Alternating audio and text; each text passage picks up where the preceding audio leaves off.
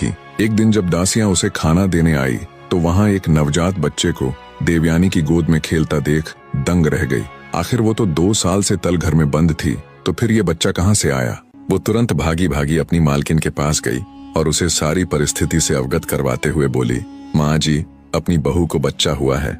ये बात सुन बुढ़िया उसे झिड़काते हुए बोली, क्या तुम पागल हो गई हो, जो कुछ भी अनाप शनाप बके जा रही हो। 2 साल से तल घर में बंद अकेली स्त्री को बच्चा कैसे पैदा हो सकता है। वो तुरंत दासियों के साथ तल घर में जाती है। देखा तो उनकी बहू की गोद में एक नवजात शिशु खेल रहा है। ये देख उसके भी पैरों नीचे से जमीन खिसक गई। आग बबूला होते हुए बोली, ये बच्चा किसका है। देवयानी बड़े ही शांत स्वर में बोली, मेरा और मेरे पति का है। ये बात सुनते ही उसकी सासू माँ के गुस्से का ठिकाना ना रहा। बोली, नीच उल्टा, मेरा बेटा तो कभी झांकने भी नहीं आया तल घर में, जो तू उसे इस बच्चे का बाप बता रही है। देवयानी बोली, माँ जी, कुछ भी कहने से पहले आप एक बार उन्हें बुला तो दीजिए। एक बार वो कह दे कि वो मुझसे कभी नहीं मिले। बहू की बात सुन आग बबूला होते हुए उसकी सासू माँ बोली, चरित्रहीन, कब मिला मेरा बेटा तुझसे। पता नहीं किसका पाप मेरे बेटे की सिर मड़ रही है। लगता है ये दासियां भी तुझसे मिली हुई है। लगता है यहाँ कोई गैर पुरुष आता रहा है। इतना कहते हुए बुढ़िया ने उसे घर से निकाल दिया। देवयानी रोती गिड़गिड़ाती रही, पर उन्होंने उसकी एक न सुनी। बेचारी रात के समय आंखों में अश्रु लिए अपने बच्चे को ले चल पड़ती है। संयोगवश उसी रात राजा विक्रमादित्य वेश बदलकर प्रजा का हाल चाल जानने के लिए नगर में निकले हुए थे।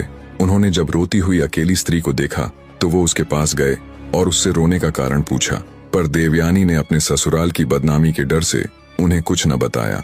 तब ब्राह्मण वेश में विक्रमादित्य उससे बोला, देखो, तुम मुझे अपना दुख नहीं बताना चाहती तो न सही, पर मेरी एक बात जान लो, जीवन में अन्याय सहना और उसे छुपाने वाला भी उतना ही दोषी होता है जितना कि अन्याय करने वाला।